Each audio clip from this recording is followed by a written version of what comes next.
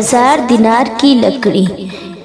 حضور اکرم صلی اللہ علیہ وآلہ وسلم نے حضرت صحابہ کرام رضی اللہ عنہ کے سامنے بنی اسرائیل کے ایک شخص کے اس واقعے کو بڑے اہتمام سے بیان فرمایا۔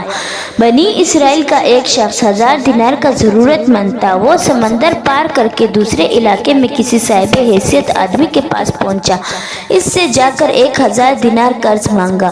صاحب مال نے کہا میں آپ کو پیسہ دے سکتا ہوں لیکن گواہ کون ہوگا؟ آپ گواہ لائے۔ اس شخص نے کہا میرے لیے اور آپ کے درمیان اللہ ہی گواہ کافی ہے۔ تو صاحب مال نے کہا بھائی پھر کفیل اور ذمہ دار لاؤ، تاکہ آپ نے ادا نہیں کیا تو میں آپ کی کفیل سے واپس کر لوں گا۔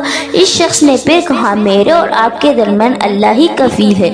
صاحب مال نے کہا یہ تو سچ کہہ رہا ہے، لہٰذا ایک مدت متعین کرنے کے بعد 1000 دینار اس کے حوالے کر دیا۔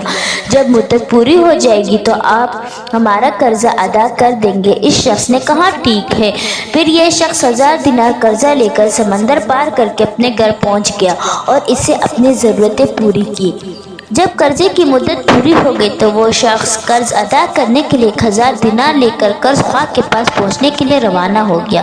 سمندر کے پاس پہنچ کر کشتیاں تلاش کرنے لگا لیکن کوئی بھی کشتی نہیں ملی۔ اسے سخت خدشہ ہونے لگا، خدا نخواستہ قرض ادا کرنے سے پہلے میری مدت پوری نہ ہو جائے۔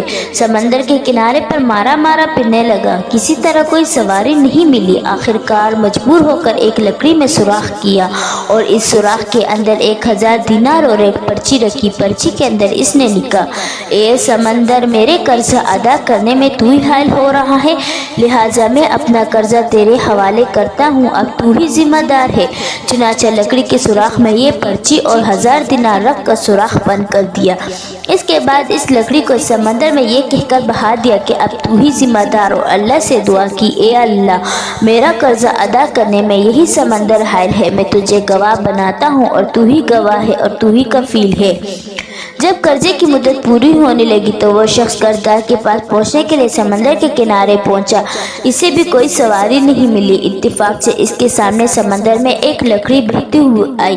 جب وہ لکڑی سمندر کے بالکل کنارے پہ آ گئی تو اس شخص نے اس ارادے سے اس لکڑی کو اٹھا لیا کہ گھر میں عورتیں کھانا پکانے میں ایندھن کے کام لے لے گی۔ گھر لے جا کر چیر کر اس کے 1000 دینار اور پرچی ملی۔ اب اس قرض خواہ کے اوپر جو کچھ عبرت ہوئی، قرض دار نے بعد میں اپنے طور پر 1000 دینار کا مزید انتظام کر کے قرض خواہ کے پاس آ کر پیش کیا اور کہا لو اپنا قرض۔ تو اس قرض خواہ نے کہا آپ کا قرض مجھے وصول ہو چکا ہے، آپ کی پرچی بھی مل گئی۔ دونوں شخصوں کو اپنے طور پر جو ایمانی پختگی ہونی چاہیے تھی وہ ہوئی۔ جو اللہ کے لیے ہوتا ہے اللہ تعالیٰ سمندر اور درختوں کو بھی اس کے تابع کر دیتا ہے۔